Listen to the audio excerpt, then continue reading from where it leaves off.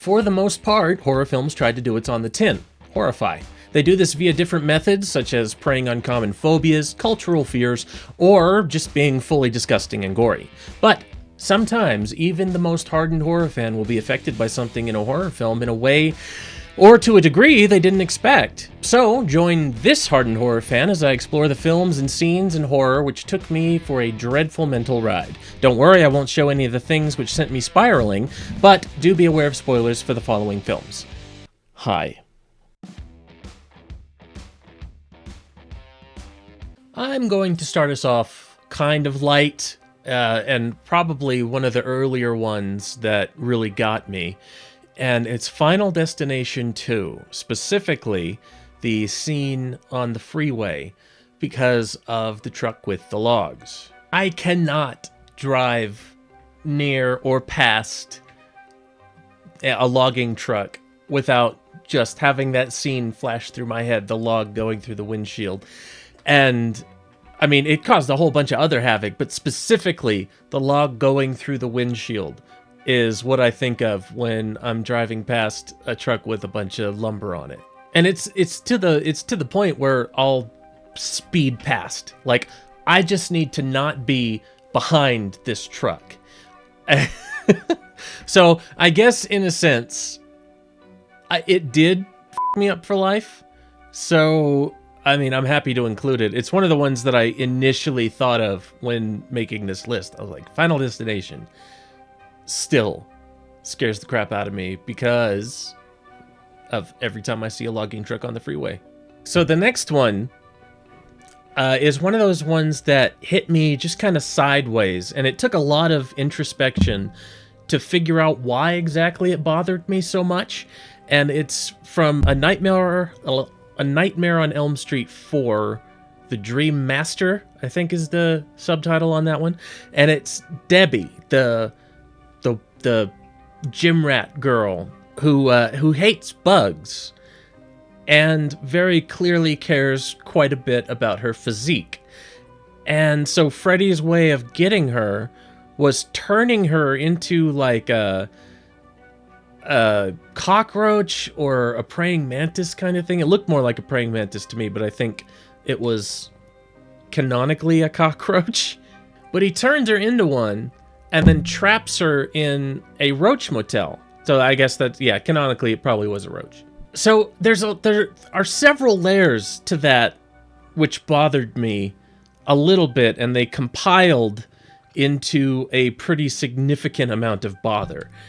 First off, obviously, she cares quite a bit about her physique and body and whatnot, and that being turned into something else, specifically an animal without the ability to communicate in any meaningful way, that's always been a fear of mine. Like when I watched Spy Kids back in the day, the Fooglies freaked me out because the fact that A, they turn into these little grotesque weirdos, and B, they speak backwards, so you can't actually communicate effectively what's happened to you. Hocus Pocus, to a certain extent, also weirded me out a little bit, but the thing is, Thackeray Binks as a cat could speak, so it wasn't all that. But like there's a thing in Skyrim where you can randomly turn people into certain objects, like a chicken or a scone or something.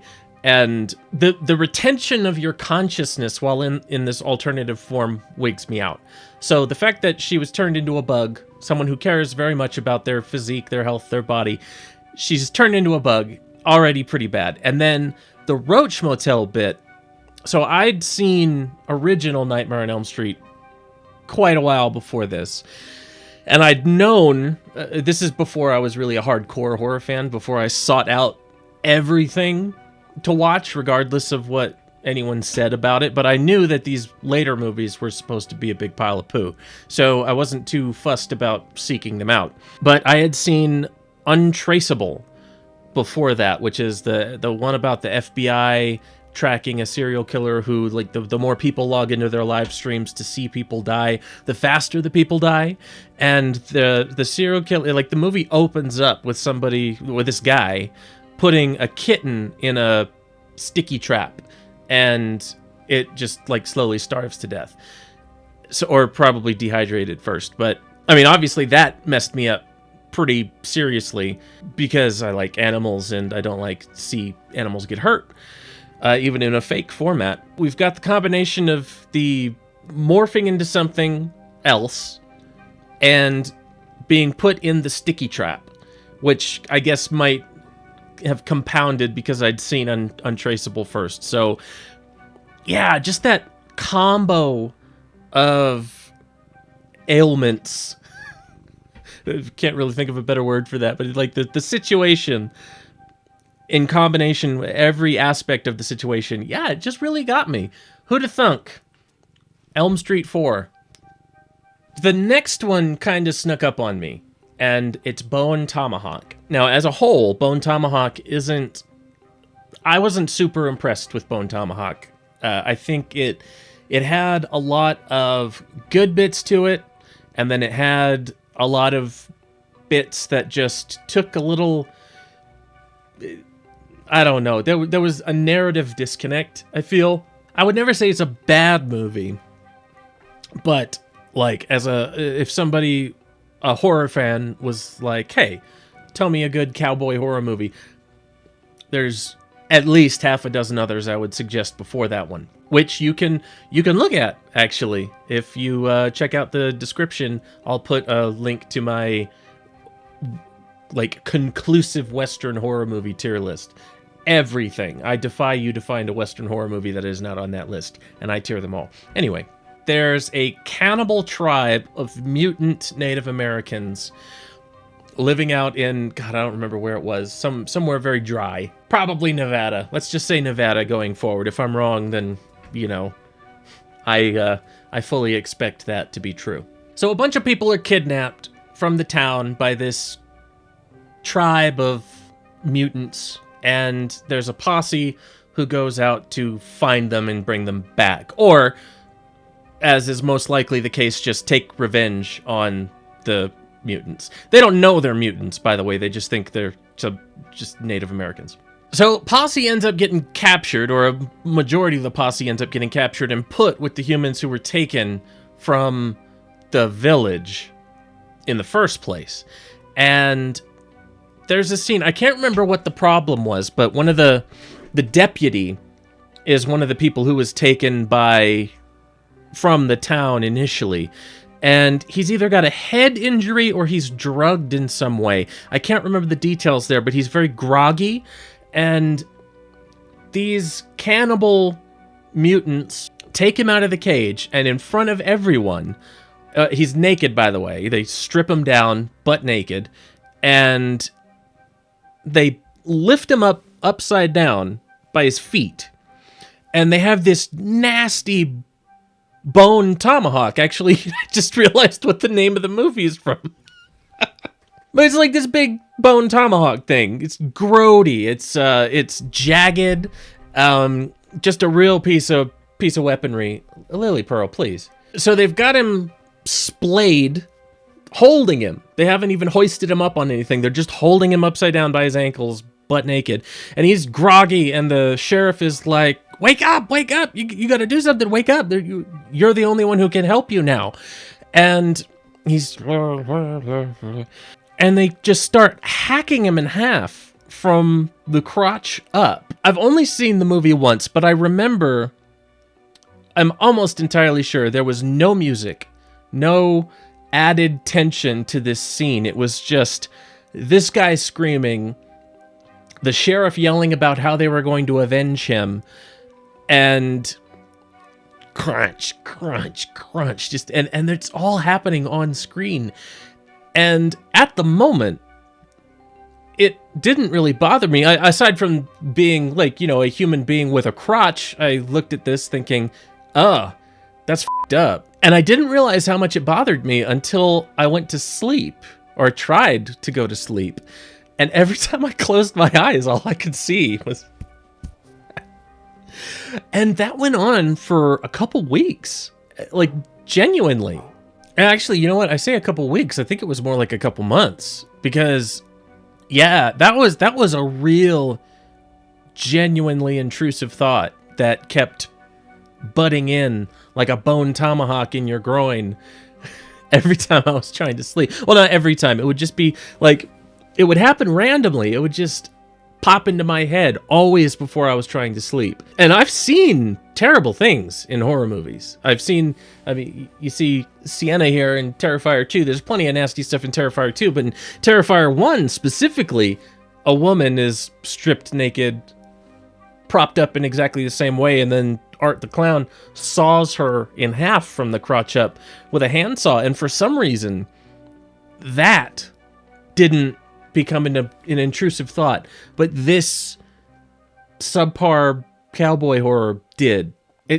Just sometimes things will hit you sideways, you know? For those of you who don't know, I have a very bad back, and I've had it since I was 17 years old. It's degenerative discs, just a real cluster F of things going on in my spine. And so a lot of times when I see people get their backs hurt in YouTube videos, like I saw one where there was a gymnast who tried to do like a giant and a dismount, but ended up flipping over and landing just boom square on the back on the bar. I was just like, oh man, like I feel it in my body. It's like my strongest area of empathy. So at the end of Paranormal Activity 3, which is probably my favorite Paranormal Activity, just FYI, there's a moment where the demon pins the dad down and then just snaps him back. Like I've seen that one a few times now, and now that I know it's coming, it doesn't quite get me as much, but it's still just like, oh, it's kind of like when you're about to eat a sour candy and your mouth, like down here under your tongue goes, you're gonna have something sour in your mouth, so we're preemptively reacting to it. That's kind of what it's like. But the first time I saw that, A, it was in a theater, and B, it was before I had done physical therapy and done things to help my core handle my back more. So my back was majorly fragile, like a sneeze would throw out everything. So I was in this theater and it happened, and I like just went it was such a empathetic reaction, and it's not pretty to look at either. It's not like just some guy who went, oh man, we broke my back, demon. It's like folded and there's a sound, and it's just okay. Now the penultimate entry is probably the least funny of them all. I might have done these in the wrong order. Class of 1984. So it's about a really dedicated teacher who truly believes in what he's doing, as teachers should, and he's been transferred or moved intentionally to a school, like a really rough school, the metal detectors at the doors, armed security guards kind of schools, the dystopian school of the future, the idea of the dystopian school in the future. I might get some details about the plot wrong, because I've only seen this movie once, which I'll get into why in a minute. But so this teacher goes there and he runs afoul somehow of this really janky idiot gang, the kind of gang that back in 1984 was probably the epitome of cool, but now we're like, you guys are twats. He hasn't run directly afoul of them at the point where the scene I'm thinking of happens, but essentially there's a science teacher there, not the protagonist teacher, but there's a science teacher, and he's got cats and gerbils and guinea pigs and, you know, all manner of small mammal and they're housed in the school, in the classroom actually, which is extra weird. I didn't go to high school in 1984, but something tells me that's not exactly how they did things. And this gang, as one of their escalations to showing like, oh yeah, we're the bad guys. We're not just these troubled teens who need help. We're like fully beyond help assholes. The teacher comes into work, and the science schoolroom, the science lab, all the animals have been butchered and posed and stuff, and it's the thumbnail. What this video you clicked on, the thumbnail with all the blurring, that is, well, full disclosure on my creative process, I haven't actually gotten it yet. I know exactly what screen grab I need and how I'm going to design the thumbnail, but I haven't seen this movie since I watched it back in, I think, 2019 or 2020 for the first time. That scene hit me so sideways. And I've seen animals die in horror movies. I've seen real animals die in horror movies. In fact, Cannibal Holocaust, a turtle and like a mammal of some kind. I can't remember what it was. Yeah, the thing about whoever did that set, whatever the art direction and prop manager, set designer, like, they did an exquisite job at painting a picture of exactly what happened to these animals without actually showing it happen. I don't even want to describe the individual bits that are in this scene, but I could see exactly how it happened, and it truly disturbed me. To the point where I'm a proud Shudder member, and I watch all of Joe Bob Briggs' specials and whatnot. And a year or two after I'd seen that movie for the first time, he hosted Class of 1984, and I didn't watch it. I just did the Just Joe Bob episode of it. I haven't been able to bring myself to watch it, which is going to be really interesting when I go to pull that image for the thumbnail. So the reason I didn't pull the image for the thumbnail is because I'm pretty sure it's going to put me in a shitty mood, and I wanted to record before I was in a shitty mood. So just know that about my creative process. You might see me lighthearted now, but know about 15 minutes after I got done recording this, I had a really bad fucking night. All right, here we are. The final entry. I have never seen this movie actually classified as a horror film. I've seen sci-fi, mystery, drama, all kinds of stuff like that, but it's never actually explicitly said to be horror. My 8-year-old self would like to just fully disagree. Let me paint the picture for you. Let me do the tableau for my young single-digit aged sanity. I think around 8. I'm just assuming that. I might have been a little younger. I might have been a little older. My memory is not very good of my childhood, so I'm just kind of guessing as far as when the movie came out and how old I kind of remember being-ish. So I'm about 8 years old, and one of the things I like to do, because of the layout of our house, I liked to very quietly open my bedroom door and poke my head out in the hallway, which fed into the living room right behind where my dad's lazy boy was, and the TV right in front of that. So from a pretty young age, I was watching dad movies.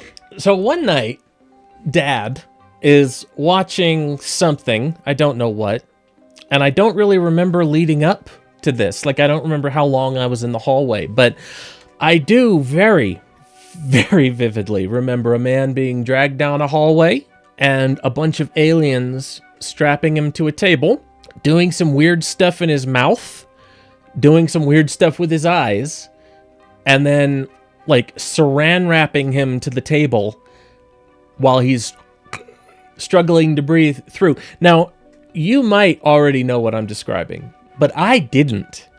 I didn't know what this movie was until my, I want to say, mid to late 20s. So nearly 2 decades after this thing, this scene that has been haunting my brain since I was 8 years old. This horrible dental, ocular, and suffocation trauma scene of these aliens. And I remember, like, as soon as the thing went over, the saran wrap went over him, and he was like, and it sucked it into his mouth because he can't breathe. I went back in my room. That's all I remember of that scene. Turns out it's from a 1993 film called Fire in the Sky. And it took, I honestly don't remember how I discovered that, but it wasn't the first time that had and has happened. I remember watching the dad movies from behind the Lazy Boy. Deep Rising. I had seen Deep Rising, and there was the scene where the little critters were popping up the panels in the ship while chasing a guy running down the hallway. That it took probably about 20 years for me to finally watch Deep Rising and realize, wow, that's the thing that's been in my head this whole time. So Fire in the Sky, I never watched. It must have been on some kind of list or something like that, like a Watch Mojo list, because I had no idea what it was. It was just this memory I had, and I knew it was from TV. I knew it was from a movie back when I used to sit behind my dad and watch stuff he was watching, but I had no way of seeking it out. I don't mind telling you, I still have not watched Fire in the Sky. I have looked up that scene, that specific scene, and I realized that there's even more terrible shit that happens to that guy after he's saran wrapped. I remember telling a coworker about that scene, being like, oh, I recently found out this scene that's been haunting me since I was a child is from a movie called Fire in the Sky, and I watched it on YouTube, and I sent him the link, and he was just like, honestly, dude, that's not that bad. And I'm like, I know, but it's been ingrained in my mind for over 20 years as the scariest thing I've ever seen. I get the feeling that if I put on Fire in the Sky right now and watched it, I wouldn't be nearly as affected as I am just thinking about it, because I'm in that headspace of a young kid seeing something way above their age limit. I honestly feel like that's kind of cool. As someone who's so jaded to horrible things, both real and in film, it's kind of nice to be so seriously affected by some probably crap scene from 1993. I almost don't want to take that from myself, like to have a fear like that. I think that's why alien movies scare me so much. Dark Skies is a movie that, I mean, the hairs on my neck stand up every time I watch Dark Skies. Signs freaked me out. It still freaks me out. I can watch it, but it still freaks me out.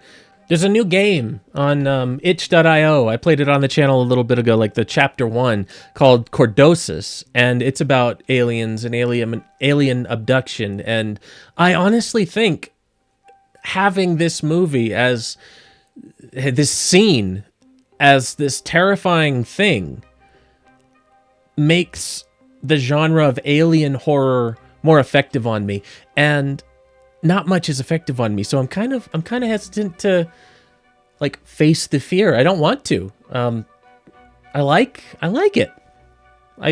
That's why we're a horror fan. We want to feel things, and the more you are a horror fan, the less you feel things because you've seen it all. But yeah, aliens still get me, and I think it's because of Fire in the Sky, 1993. So there you have it.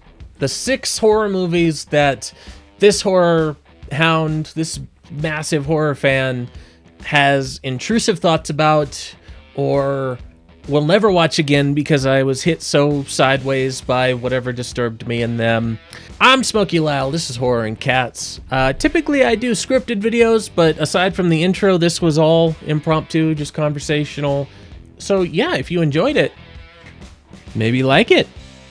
I'm not going to tell you to like it, because I hate when people tell me what to do. If people say like and subscribe, you better believe I'm not going to like or subscribe. But I will say, if you did enjoy this, you know how to express that. And if you would like to see more of this, you know how to make that happen. Oh, yeah.